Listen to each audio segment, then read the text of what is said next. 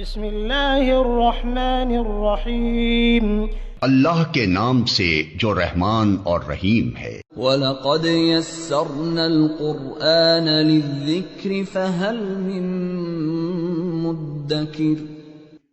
ہم نے اس قرآن کو نصیحت کے لیے آسان ذریعہ بنا دیا ہے، پھر کیا ہے کوئی نصیحت قبول کرنے والا؟ اعوذ باللہ من الشیطان الرجیم، بسم اللہ الرحمن الرحیم، الف لام میم، غلبت الروم فی ادنى الارض وهم من بعد غلبهم سيغلبون فی بضع سنین للہ الامر من قبل ومن بعد ويومئذ يفرح المؤمنون بنصر الله ينصر من يشاء وهو العزيز الرحيم وعد الله لا يخلف الله وعده ولكن أكثر الناس لا يعلمون ظاهرا من الحياة الدنيا وهم عن الآخرة هم غافلون۔ سورۃ الروم،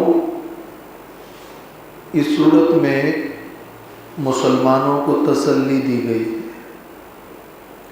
جب سورۃ العنکبوت میں ابتلاء اور آزمائش کا ذکر ہوا تو اس صورت میں آزمائشوں پر تسلی دی گئی کہ تمہارے ساتھ اللہ تعالیٰ کی مدد اور نصرت کا وعدہ ہے۔ سورۃ العنکبوت کے آخر میں فرمایا کہ مجاہدہ کرنے والوں کے لیے رہنمائی ہے، وعدے ہیں، ثواب ہیں۔ اور اس صورت میں اللہ تبارک و تعالیٰ کے وعدے کا ذکر ہے کہ حالات بدل جائیں گے انشاءاللہ تعالی۔ سورۃ الروم کا مجموعی مطالعہ کرنے کے بعد اس کا جو مقصدی عنوان ہے، جس کے گرد پوری سورت کا کے مضامین گھومتے ہیں، وہ اس سورت کی آیت نمبر 5 میں بلکہ 6 میں اور آیت نمبر 60 میں اللہ تعالیٰ نے فرمایا ان وعد اللہ حق، بے شک اللہ کا وعدہ حق ہے۔ اور اللہ تعالیٰ نے فرمایا ہے کہ وعد اللہ لا يخلف اللہ وعدہ ولكن اکثر الناس لا يعلمون۔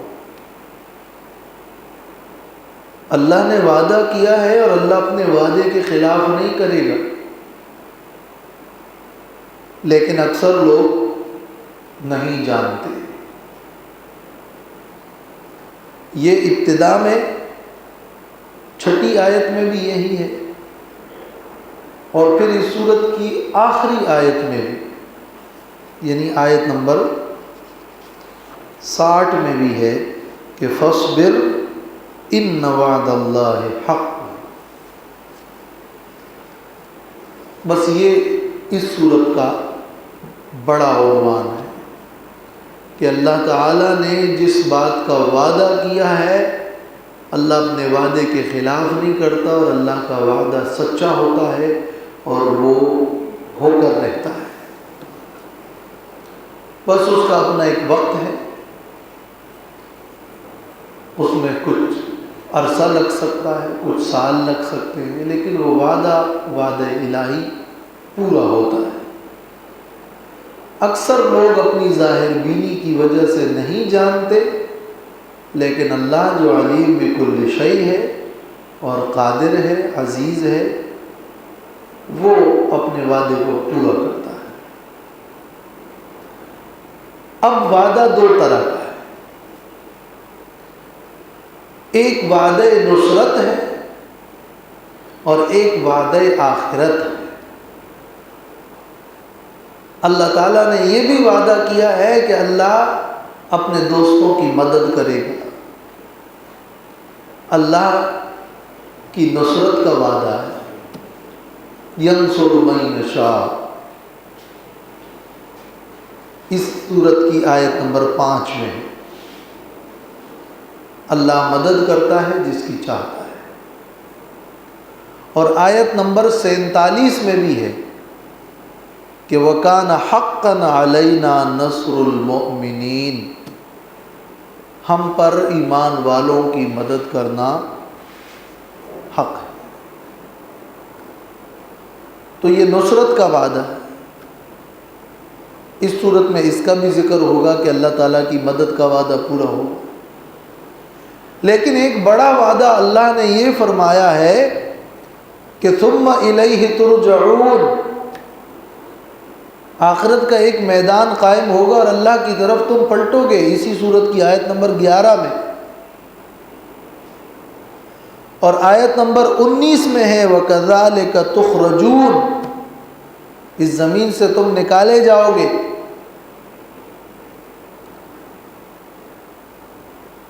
تو یہ وعدہ وعدہ آخرت ہے، جس طرح نصرت کا وعدہ دنیاوی معاملات کا ایک وعدہ پورا ہوتا ہے، پورا ہوگا، پورا ہوا، اسی طرح آخرت کا وعدہ بھی پورا ہوگا۔ یہی وجہ ہے کہ اس صورت میں آخرت کے عنوان پر، عقیدہ آخرت پر، بعد الموت پر بہت سارے دلائل دیے گئے ہیں، اور یہ مضمون اس صورت میں موجود ہے۔ اس کا تعلق وعدہ الہی سے، اللہ کا وعدہ پورا ہوگا، سورت کی ابتدا میں بھی فرمایا، آخر میں بھی فرمایا، وعدہ نصرت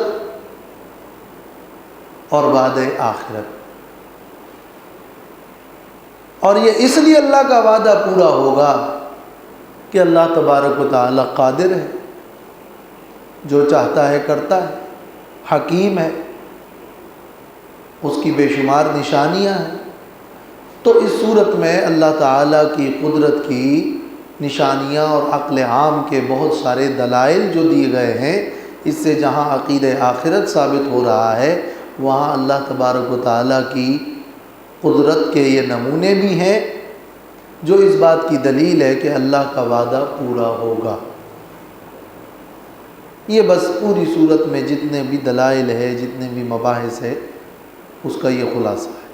اور ساتھ میں یہ بھی فرمایا کہ اس بات کا انکار مشرکین کرتے ہیں، وہ اس کو نہیں جانتے، وہ اپنے عیش میں مست ہیں۔ اس لیے اس صورت میں اس وعدے کے ساتھ مشرکین کے رویے کا اور مشرکین کی برائیوں کا، جس کو قبائح المشرکین کہتے ہیں، وہ بھی اس صورت کا ایک عنوان ہے، وہ بھی ذکر ہوں گے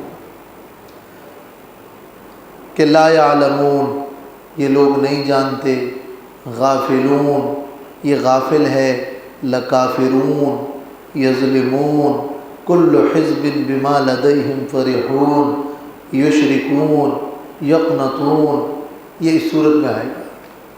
وہ شرک کرتے ہیں، نا امید ہے، ظلم کرتے ہیں، نہیں جانتے، اپنی عیش و مستی میں مست ہے، یہ سب کچھ، یہ جو بیان اس صورت میں ہوگا، وہ گویا اس وعدہ الہی کے برخلاف، اس نصرت کے برخلاف، اس آخرت کے انکار کے رویے کے طور پر مشرکین کے قبائح کا اس صورت میں ذکر ہوگا۔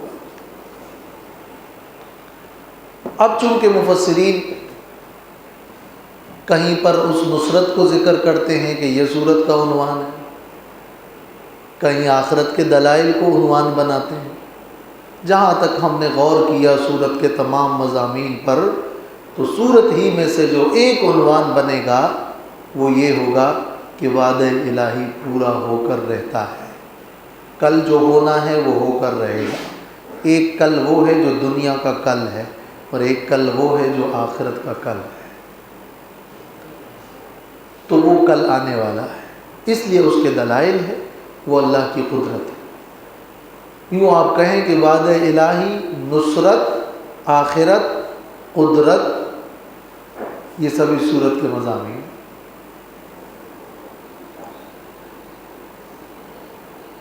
اس صورت میں اس وعدہ الہی کو ثابت کرنے کے لیے دلائل عقلیہ بکثرت ہے۔ دلائل عقلیہ کسے کہتے ہیں؟ یعنی کائنات میں موجود چیزیں اور مشاہدات اور عقل عام کے امور کو دیکھ کر ان سے ہی استدلال کیا گیا ہے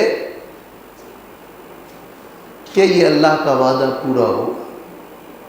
اس کے لیے تخلیق کائنات کا ذکر کیا گیا ہے کہ وہ مبنی بر حکمت ہے۔ اس کے لیے زمین میں چل کر جانے کا ذکر کیا گیا ہے کہ ماقبل کے لوگوں کے حالات کو دیکھو، نمبر 2۔ اس کے لیے نمبر 3 بنجر زمین کی تازگی کا ذکر کیا گیا ہے۔ نمبر 4 اس کے لیے ایک مٹی سے، خاک سے بشر کی تخلیق اور پھر رشتہ ازدواجیت اور زوجیت میں مودت و رحمت، اس سے استدلال کیا گیا ہے۔ یہ 4 اور 5۔ نمبر 6 زبانوں اور رنگوں کے اختلاف سے دلیل پکڑی گئی ہے۔ نمبر 7 رات کو آرام اور دن کے کاروبار کا تذکرہ کیا گیا ہے۔ نمبر 8 برق و باران کا ذکر ہے۔ نمبر 9 زمین اور آسمان کا استحکام اور اس کو اللہ نے جو قائم رکھا ہے اس کا ذکر ہے۔ نمبر 10 ابتدائے خلق اور مخلوق کا پہلی بار پیدا ہونا اور دوبارہ اعادہ، اس کا ذکر ہے۔ نمبر 11 رزق کی فراخی اور تنگی کا ذکر ہے۔ نمبر 12 ہواؤں اور کشتیوں کے چلنے کا ذکر ہے۔ نمبر 13 انسانی زندگی میں قوت اور ذوق کے اعتبار سے جو مختلف مراحل ہے بڑھاپے تک کے، اس کا ذکر ہے۔ یہ بڑے بڑے دلائل عقلیہ ہے جو اس صورت میں تقریباً یہ 12، 13، 15 اس صورت میں ذکر ہوں گے۔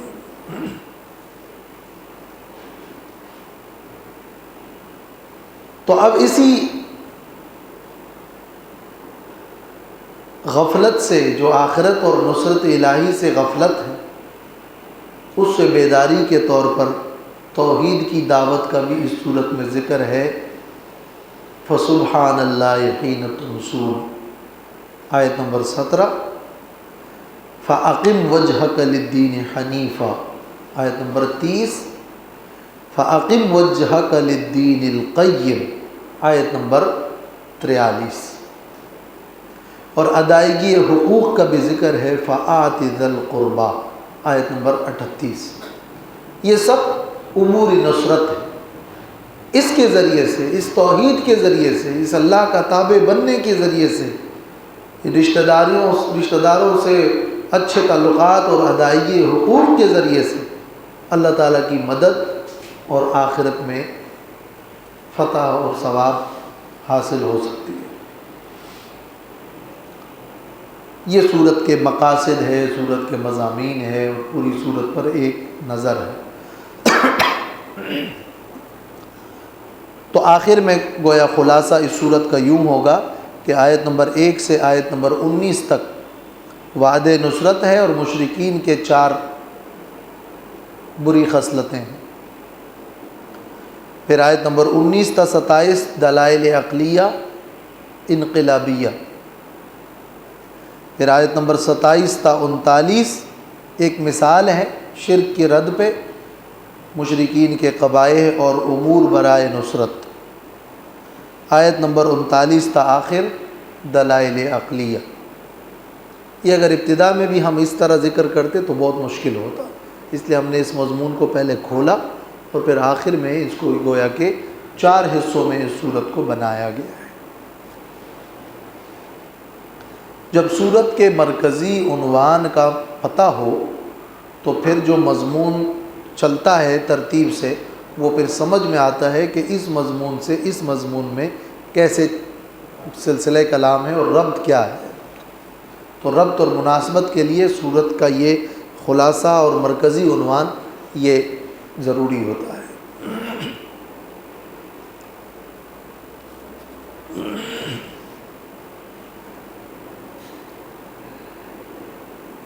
الف لام میم غلبت الروم فی ادنی الارض وهم من بعد غلبهم سیغلبون.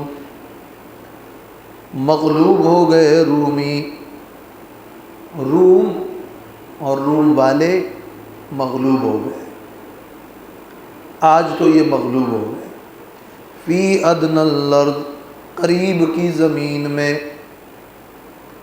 روم کی زمین جو فارس کی نسبت عرب کے قریب ہے. وَهُم مِّن بَعْدِ غَلَبِهِمْ سَيَغْلِبُونَ، اور وہ اپنی مغلوبیت کے بعد البتہ غالب ہوں گے. فی بضع سنین، چند سالوں میں. یہ ایک پیشن گوئی کی گئی ہے کہ آج روم والے مغلوب ہو گئے، لیکن یہ روم والے جلد چند سالوں میں پھر سے غالب ہوں گے. اگرچہ بظاہر اس کا تمہیں کوئی امکان نظر نہیں آ رہا، اگرچہ یہ بات قرائن سے کہیں بھی معلوم نہیں ہو رہی، اور روم والوں کی مغلوبیت اور پستی اس حد تک جا چکی ہے کہ اب کسی کے تصور میں بھی نہیں کہ وہ روم والے پھر سے غالب ہوں گے. لیکن اللہ تعالیٰ نے یہ خبر دے دی کہ روم والے غالب ہوں گے چند سالوں میں. نزول قرآن کے زمانے میں دو بڑی حکومتیں تھیں. ایک فارس، جس کے بادشاہ کو کسریٰ کہا جاتا تھا، اور یہ فارس والے مجوس تھے، اور اس وقت ایران، افغانستان اور اکثر مشرقی ممالک انہی کے تحت تھے. نمبر دو، روم کا بادشاہ ہرقل، ان کا مذہب یہ تھا کہ وہ نصارہ تھے، اور اکثر مغربی ممالک شام تک اس کے ہی تحت تھے. ان دونوں بڑی حکومتوں میں جنگیں ہوا کرتی تھی، لڑائیاں ہوتی تھیں. ان لڑائیوں میں ایک دفعہ کسریٰ نے ایک بہت بڑا لشکر بھیجا، اور ایک بہت بڑی جنگ کے نتیجے میں رومی کمزور پڑ گئے، مغلوب ہو گئے، اور روم کے علاقے شام، ازرعات، بلاد جزیرہ پر ایران والے مجوس اور فارس والے غالب اور قابض ہو گئے. روم والے صرف روم میں اور قسطنطنیہ میں ہی بند ہو گئے، تھوڑے ہی علاقے میں. یہ تقریباً 615 عیسوی کا زمانہ تھا، اور یہ نبوت کا 5واں سال تھا. اس وقت مسلمان بڑی تکلیف اور اذیت میں تھے. حبشہ کی طرف کچھ مسلمانوں نے ہجرت بھی کی انہی تکلیفوں سے بچنے کے لیے. تو یہ خبر کہ روم والے مغلوب ہو گئے، فارس والے غالب آ گئے، یہ خبر مشرکین مکہ تک پہنچی. تو مشرکین مکہ اس خبر سے خوش ہو گئے، کہنے لگے فارس والے آتش پرست ہے، ہم بت پرست ہیں، ان کا مذہب ہمارے مذہب سے ملتا جلتا ہے، اور نصارہ کتاب کے ماننے والے ہیں، اور یہ ابتدائی اسلام کا زمانہ تھا، تو اس وقت ظاہر ہے کہ نصارہ کو تو ابھی پوری خبر پہنچی ہی نہیں تھی نبوت کی، تو ظاہر ہے کہ وہ مسلمان سمجھے ہی جاتے تھے۔ وہ نصارہ جو کتاب کے ماننے والے ہیں، جو تمہارے مثل ہے، تمہارے بھائی ہیں۔ تم نے دیکھا ان دو بڑی حکومتوں میں فارس والے کیسے غالب آ گئے اور روم والے اور نصارہ کیسے مغلوب ہو گئے۔ تو انہوں نے مشرکین نے کہا کہ اسی طرح ہم بھی اپنے بھائیوں ایران والوں کی طرح، مجوس کی طرح تم پر ایسے ہی غلبہ پائیں گے جیسے انہوں نے نصارہ پر اور روم پر غلبہ پایا۔ تو مشرکین یہ غصہ دلانے کے لیے بھی، مذاق اڑانے کے لیے بھی، اور ایک فعال کے طور پر بھی کہتے تھے کہ ہم تم پر غالب ہوں گے اور تمہارے دین کو یوں مٹائیں گے۔ مسلمان پہلے سے ہی اذیت میں تھے، اور اس خبر نے بھی مسلمانوں کو مزید اذیت کا شکار کیا، اور اس خبر سے مسلمانوں کو بڑی تکلیف پہنچی۔ تو اللہ تبارک و تعالی نے مسلمانوں کی تسلی کے لیے یہ آیات نازل فرمائی، جس میں یہ خبر دی گئی کہ غلبت الروم، روم مغلوب ہو گیا، مشرکین آج خوش ہو گئے، فی ادنی الارض، اس قریبی زمین میں، یعنی عرب کے قریب زمین جو روم نسبتاً فارس کے زیادہ قریب ہے، یا ادنی الارض روم کے قریبی علاقوں شام اور ازرعات میں بھی فارس کا غلبہ ہو گیا، لیکن وَهُمْ مِنْ بَعْدِ غَلَبِهِمْ سَيَغْلِبُونَ فِي بِضْعِ سِنِينَ، وہ اپنی مغلوبیت کے بعد، یہ روم والے مغلوبیت کے بعد ان قریب غالب ہوں گے، چند سالوں میں، بضع سنین۔ یہ نہیں بتایا متعین کہ کس وقت، تاکہ افواہیں بھی نہ اڑیں، لیکن چند سالوں۔ بضع کا لفظ جو ہے عربی میں 3 سے لے کر 9 سال تک کے لیے، 3 سے 9 تک کے لیے استعمال، تو بضع سنین یعنی ان چند سالوں۔ یہ اللہ تعالیٰ نے ایک خبر دی، یہ ایک پیشگوئی تھی، قرآن مجید کی صداقت کے دلائل میں سے ہیں، رسول اللہ صلی اللہ علیہ وسلم کی صداقت کے دلائل میں سے ہیں۔ تو یہ خبر مشرکین مکہ نے جو پروپیگنڈا پھیلایا ہوا تھا، اس کے مقابلے میں مسلمانوں نے یہ آیات پڑھی۔ حضرت ابوبکر رضی اللہ تعالیٰ عنہ نے اعلان کیا کہ تم خوش مت ہو، ان قریب روم والے غالب آئیں گے۔ لوگوں نے کہا تم جھوٹ بولتے ہو، ابوبکر نے کہا نہیں، تم جھوٹ بولتے ہو، ہمارے اللہ نے فرما دیا ہے، ہمارے نبی صلی اللہ علیہ وسلم نے خبر دے دی۔ اور اس پر روایات میں ہے کہ ابی ابن خلف کے ساتھ حضرت ابوبکر رضی اللہ تعالیٰ عنہ نے شرط بھی رکھی۔ وہ شرط شروع میں تو کم رکھی گئی، لیکن آخر میں 9 سال چونکہ فی بضع سنین فرمایا ہے،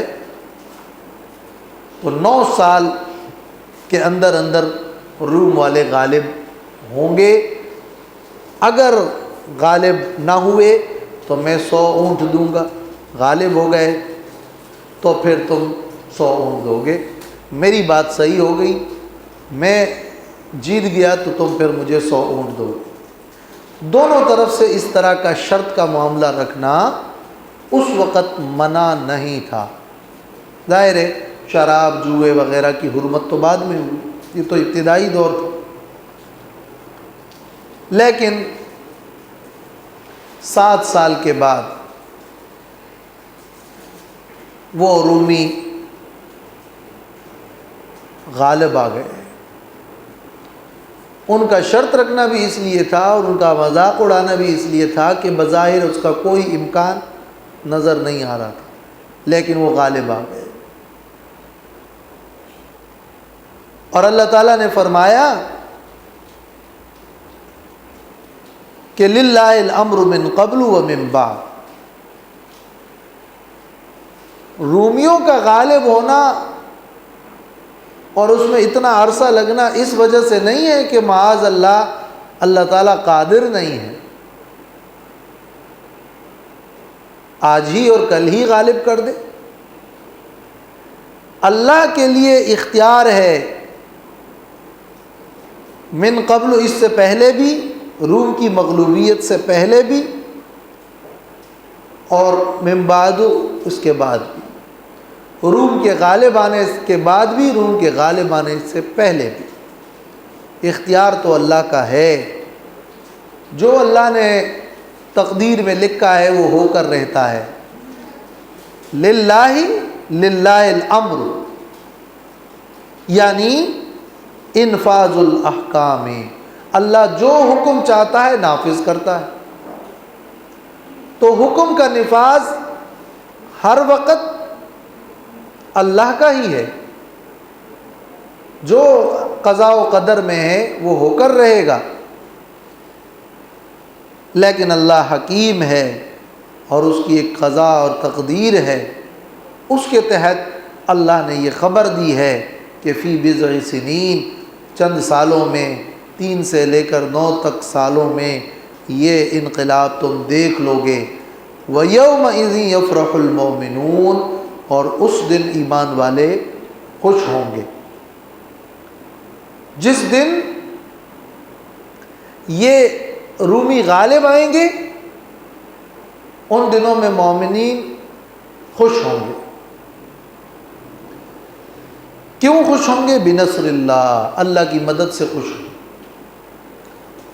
تو یہ وہ دور تھا جب رومی غالب آئے، کہ جب مسلمانوں نے بدر کے میدان میں کافروں کو، مشرکین کو شکست دی، تو مسلمانوں کو ایک خوشی وہ تھی، اور ادھر سے یہ بھی خبر چلی، تو اس طرح دوہری خوشی مسلمانوں کو ملی، اور مشرکین کے لیے ایک دوہرا صدمہ تھا۔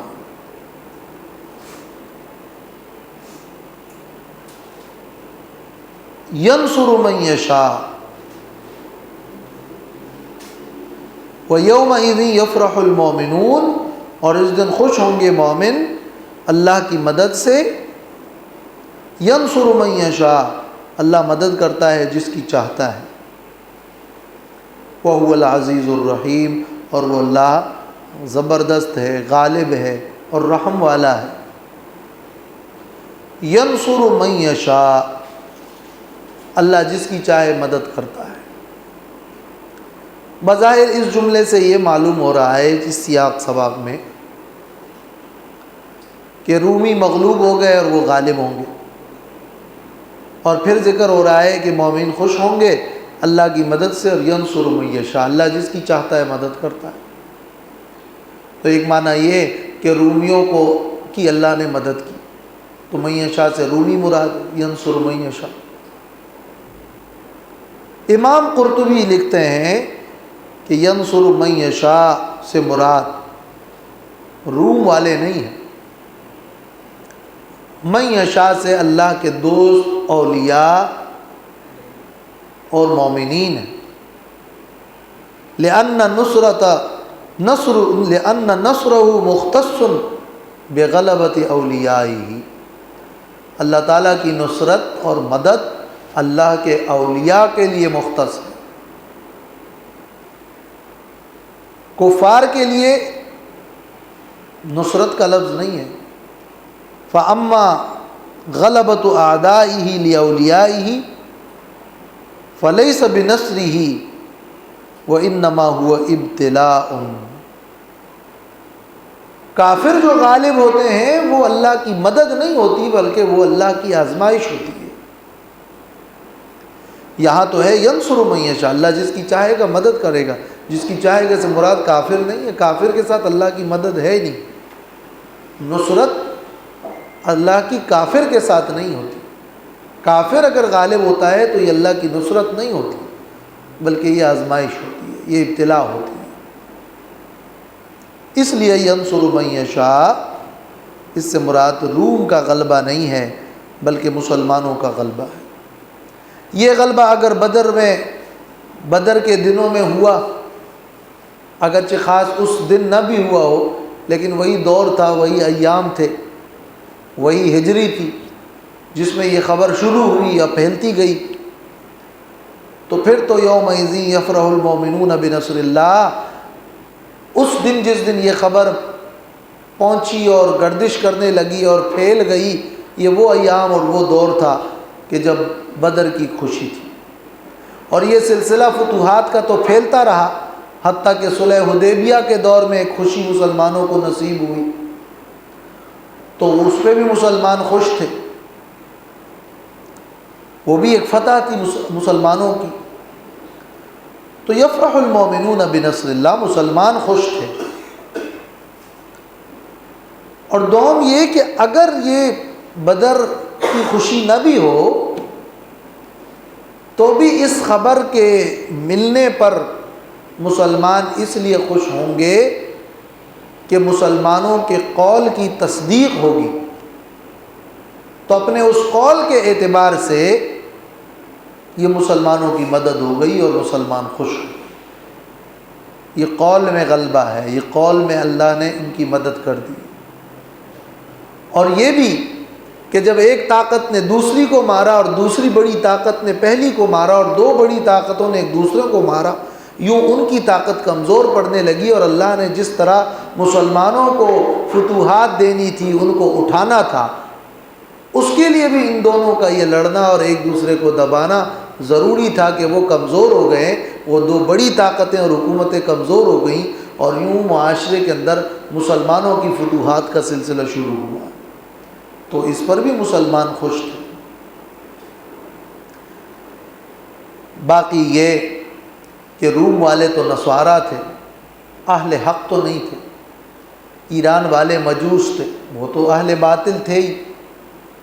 ان دونوں میں سے روم والوں پر ان کی خوشی اس لیے نہیں تھی کہ روم والے یا نصارا برحق ہیں، بلکہ یہ اس لیے تھی کہ جب دو بڑے بدماشوں میں سے ایک چھوٹا بدماش بڑے بدماش پر غالب آتا ہے تو فطری طور پر خوشی ہوتی ہے. یہ وہ ایک فطری خوشی تھی.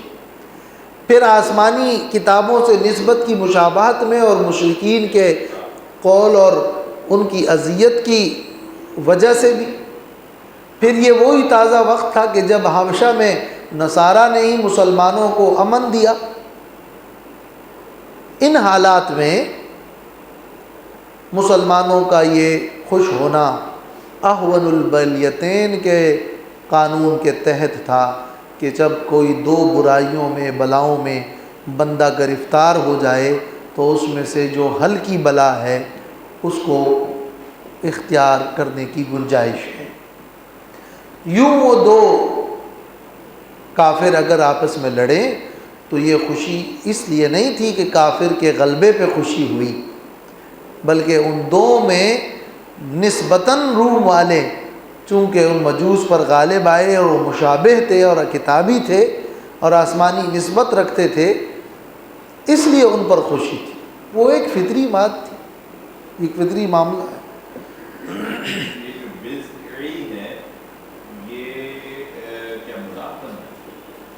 جی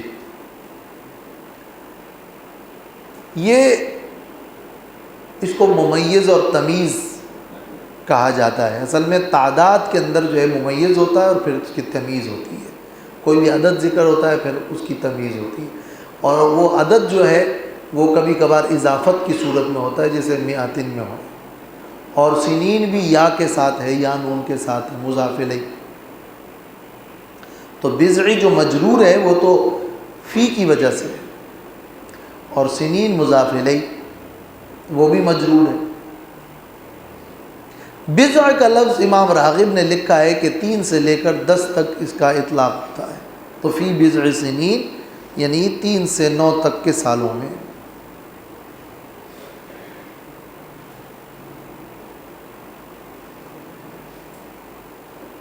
اس صورت کا آغاز حروف مقطعات سے جو ہوا، امام راضی نے اس میں یہ نقطے کی بات لکھی ہے کہ جہاں قرآن مجید میں حروف مقطعات سے صورتوں کا آغاز ہوتا ہے، وہیں اس کے فوراً بعد کتاب اللہ قرآن مجید کی تصدیق اور حکمت اور اس کی تعریف کا ذکر ہوتا ہے، لیکن 2-3 صورتیں اس سے مستثنیٰ ہیں، جن میں یہ سورۃ الروم ہے کہ یہاں الف لام میم حروف مقطعات کے بعد ڈائریکٹلی غلبت الروم، روم کے غلبے کا ذکر، مغلوبیت کا ذکر ہے۔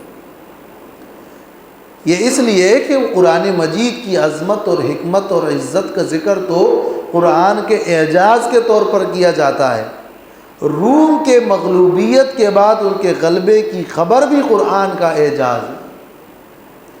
تو یہاں پھر اس جملے کی حاجت نہیں رہی کہ خود یہ خبر ہی اعجاز قرآنی کے لیے اور پیشن گوئی جو قرآن کی ہے، یہ اس سے اس کی تصدیق ہوتی ہے۔ پھر یہ بات بھی مد نظر رہے کہ قرآن مجید نے روم کی مغلوبیت کا ذکر کیا۔ یہ حرم میں بیٹھ کر بین الاقوامی تذکرے ہو رہے ہیں، یہ حالات سے آگہی مسلمانوں کا مختلف ممالک کے نسبت سے اور حکومتوں کے حوالے سے تبصرے اور تجزیے اور جغرافیائی اور تاریخی معلومات، اس کے لیے اس آیت میں ایک اصل ہے کہ ان ساری چیزوں کو محض دنیاوی چیز کہہ کر سمجھ کر اس کو بالکل اس سے پرہیز کرنا یا اس کا مشورہ دینا بغیر کسی اعوذ باللہ من الشیطان الرجیم، بسم اللہ الرحمن الرحیم، رب اشرح لی صدری ویسر لی امری واحلل عقدۃ من لسانی یفقہوا قولی، ربنا آتنا من لدنک رحمہ وحیی لنا من امرنا رشدا، اللہم صلی علی سیدنا محمد وعلی آلہ وصحبہ وسلم تسلیما کثیرا کثیرا۔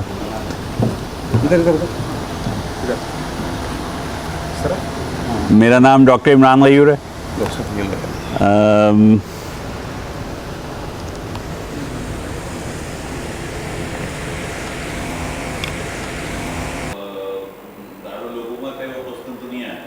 جی، یہ ایشیائی کوچک سے لے کر قسطنطینیہ تک اس وقت کی نسبت سے جو روم تھا وہ پورا سب پر حاوی تھا۔ اس میں جو روما اٹالس کا جو ہے اس سے بڑھ کر یہ روم کا مفہوم اس وقت کے اعتبار سے بڑا وسیع ہے۔ بیسیکلی اس وقت کا جو سینٹر ہے بیزنٹائن امپائر کا وہ قسطنطنیہ ہے۔ جی، اس وقت اسی تفسیر حقانی میں خاص طور پر اس بات کو ہائی لائٹ کیا گیا ہے کہ مخصوص وہ شہر روم ہی نہیں بلکہ اس وقت ایشیائی کوچک سے لے کر قسطنطینیہ تک پورا جو علاقہ ہے وہ مراد ہے قرآن کے اس الروم میں۔ تفسیر حقانی میں یہ تنبیہ کی گئی ہے، یہ بھی نقطے کی بات ہے۔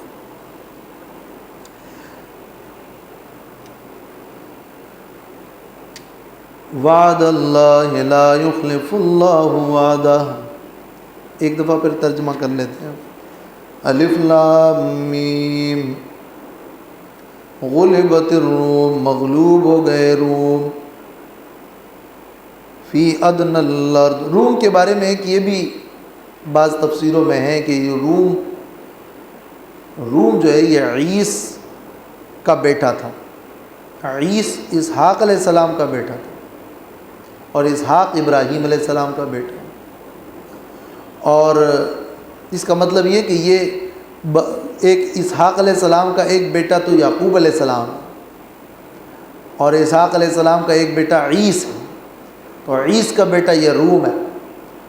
تو یہ بنو اسرائیل اور بنو یعقوب کے مقابل میں گویا یہ بنو عیس ہے، بنو عیس، بنو روم بن عیس بن اسحاق بن ابراہیم اور یعقوب بن اسحاق بن ابراہیم۔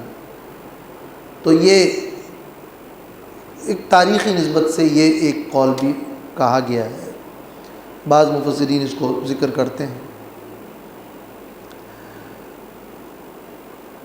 وَهُمْ مِنْ بَعْدِ غَلَبِهِمْ سَيَغْلِبُونَ، اور وہ اپنی مغلوبیت کے بعد، یہ غلبہم جو ہے غلب مصدر ہے، اور اس کو کہتے ہیں مصدر مبنی للمفعول، یعنی بمعنی مفعول کے ہیں، مغلوبیتہم، یا اگر غلبے ہی کے معنی میں ہو کہ ان کے غالب آنے کے بعد، تو پھر اس میں تقدیر ہوگا من بعد غلبت فارس علیہ، من بعد غلبت فارس علیہ، پھر یوں ہوگا من بعد غلبہم، ان کے غلبے کے بعد، یعنی ان پر فارس کے غلبے کے بعد، پھر یہ معنی ہوگا، یا ان کی مغلوبیت کے بعد، تو پھر رومی ہو، سیغلبون، ان قریب وہ غالب ہوں گے، یہ سین برائے تاکید، فی بضع سنین، کچھ سالوں میں، کچھ سالوں میں کیوں؟ کہ اللہ قادر نہیں، للہ الامر من قبل و من بعد، اللہ کے لیے ہی حکم ہے پہلے بھی اور بعد میں بھی، من قبل کل شیء من بعد کل شیء، عموم کر دو، وَيَوْمَئِذٍ يَفْرَحُ الْمُؤْمِنُونَ، اور اس دن خوش ہوں گے مومن، بنصر اللہ، اللہ کی مدد سے، کہ ان کا قول درست ہو گیا یا بدر کی فتح ہو گئی، يَنصُرُ مَن يَشَاءُ، مدد کرتا اللہ جس کی چاہتا ہے، وَهُوَ الْعَزِيزُ الرَّحِيمُ، اور وہ اللہ غالب ہے اور رحم والا ہے، غالب ہے کہ ان بڑی بڑی طاقتوں کو مغلوب کر سکتا ہے، مہربان ہے مومنین پر کہ ان کی مدد پر قادر ہے اور مدد کو آتا ہے، وعد اللہ، وعدہ کیا ہے اللہ نے، یہ وعدہ ہے اللہ کا، وعدہ کیا گیا ہے اللہ کی طرف سے یہ وعدہ، لا یخلف اللہ وعدہ، کہ خلاف نہیں کرے گا اللہ اپنے وعدے کے، اللہ اپنے وعدے کے خلاف نہیں کرتا، وعدے کا خلاف کرنا تو ظاہر ہے ایک عیب ہے، ایک کذب ہے، اور اللہ عیب سے پاک اور منزہ ہے، وَلَٰكِنَّ أَكْثَرَ النَّاسِ لَا يَعْلَمُونَ، اور لیکن اکثر لوگ نہیں جانتے، جب تاخیر ہوتی ہے تو پھر اللہ کے وعدے میں شک کرنے لگ جاتے ہیں، جب اللہ کی حکمتوں کو نہیں سمجھتے تو پھر وہ اعتراض کرنے لگ جاتے ہیں، حالانکہ جب اللہ نے وعدہ کر دیا تو اللہ عاجز بھی نہیں ہے، بھولتا بھی نہیں ہے، غلطی بھی نہیں کرتا، تو پھر اس وعدے میں شک کیوں؟ لا یعلمون، اکثر لوگ نہیں جانتے، وہ کیا جانتے ہیں؟ یعلمون ظاہرا من الحیات الدنیا،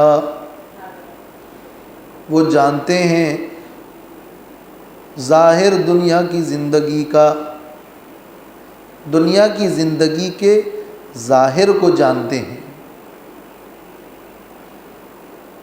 ایک دنیا کا ظاہر ہے،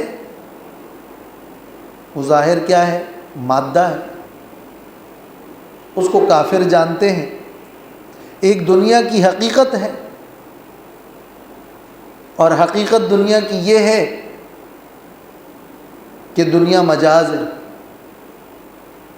یہ دنیا کی حقیقت ہے کہ دنیا حقیقت نہیں ہے، یعلمون ظاہرا من الحیات الدنیا، تو کافر اس کی حقیقت نہیں جانتے، وہ مادہ جانتے ہیں۔ حسن بصری فرماتے ہیں کہ ایک آدمی کو کچھ درہم ہاتھ میں دے دو، وہ ناخنوں سے قرید کر ہاتھ میں لے کر اس کا وزن ٹھیک ٹھیک بتا دے گا، لیکن ولا یحسن یصلی، لیکن وہ صحیح طرح نماز نہیں جانتا، دنیا میں اتنا کھرا ہے کہ ایک ایک چیز جانتا ہے لیکن دین میں کمزور ہے۔ عبداللہ ابن عباس رضی اللہ تعالیٰ عنہ حضرت اکرمہ اور قتادہ سے اس کا جو معنی مروی ہے ظاہراً کا کہ یعلمون امر معاشہم، وہ اپنی دنیا کی معیشت کے معاملے کو بہت اچھی طرح جانتے ہیں کہ کب جو ہے کھیتی باڑی کرنی ہے، کب فصل کو کاٹنا ہے، کب جو ہے عمارت بنانی ہے، اور کب دنیا کا کون کون سا کام کرنا ہے اور کیسے کرنا ہے، وہ سب جانتے ہیں، لیکن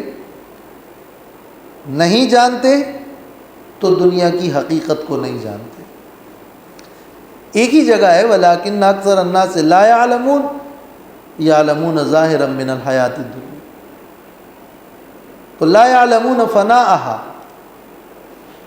يعلمون وجودها الظاہر، دنیا کے ظاہری وجود کو جانتے ہیں لیکن دنیا کی فنا کو نہیں جانتے، فنا پر ان کی نگاہ نہیں ہے، حقیقت نہیں جانتے۔ اور تفسیر ماوردی میں ایک معنی ہوا ہے کہ ان ظاہراً العمل لها وباطنها عمل الآخرہ، دنیا کا ظاہر دنیا کے لیے عمل کرنا ہے اور دنیا کا باطن وہ آخرت کے لیے عمل کرنا ہے۔ تو یعلمون ظاہرا من الحیات الدنیا، وہ دنیا کی زندگی کے ظاہر کو جانتے ہیں، دنیا برائے دنیا جانتے ہیں، دنیا برائے آخرت نہیں جانتے۔ تفسیر نصفی میں ہے مدارک میں کہ ظاہراً جو ہے نکرہ ہے، جس کا مطلب یہ ہے کہ دنیا کی زندگی کا کچھ ظاہر جانتے ہیں، یہ نہیں کہ دنیا کو پورا دنیا کو جانتے، وہ دنیا کو بھی پورا نہیں جانتے، دنیا کا بھی نہیں پتہ، دنیا کے ظاہر کا پتہ ہے۔ یعلمون ظاہرا من الحیات الدنیا میں ایک معنی تو یہ نا کہ وہ دنیا جانتے ہیں، لیکن یہ کہ وہ دنیا کا بھی ظاہر جانتے ہیں۔ اس کا مطلب یہ ہے کہ دنیا جو قائم ہے للہ الامر من قبل و من بعد، ایک عالم مادہ ہے جو ہمارے سامنے ہے، لیکن ایک غیبی قوت ہے، ایک طاقت ہے، ایک تقدیر ہے، ایک قضا ہے، اور آئندہ ایک عالم غیب ہے اور ایک عمل ہونے جا رہا ہے۔ تو کافر جو اس عالم غیب کو، اس بڑی طاقت کو، اس عالم الامر کو جو نہیں مانتے، وہ بس دنیا کی اس ظاہری زندگی کو ہی مانتے ہیں اور اس کو ہی کل سمجھتے ہیں اور اسی کو سب کچھ سمجھتے ہیں اور اسی کو علم کا رنگ دیتے ہیں، لیکن وَهُمْ عَنِ الْآخِرَةِ هُمْ غَافِلُونَ، وہ آخرت سے غافل ہیں، وہ آخرت سے غافل ہیں۔ یہ وَهُمْ عَنِ الْآخِرَةِ ہم مقرر لے آئے، اس جملے میں ذرا زیادہ تاکید ہوتی ہے۔ ایک ہے زید عالم، ایک ہے زید ہوا عالم، اس میں زیادہ تاکید۔ وَهُمْ عَنِ الْآخِرَةِ غَافِلُونَ وَهُمْ عَنِ الْآخِرَةِ هُمْ غَافِلُونَ، وہ پھر آخرت سے دو ہم ہیں، یہی لوگ آخرت سے بالکل غافل ہیں کہ اس دنیا کی فنا کو نہیں جانتے۔ آگے پھر آخرت پر دلائل دیے گئے ہیں۔ وآخر دعوانا الحمدللہ۔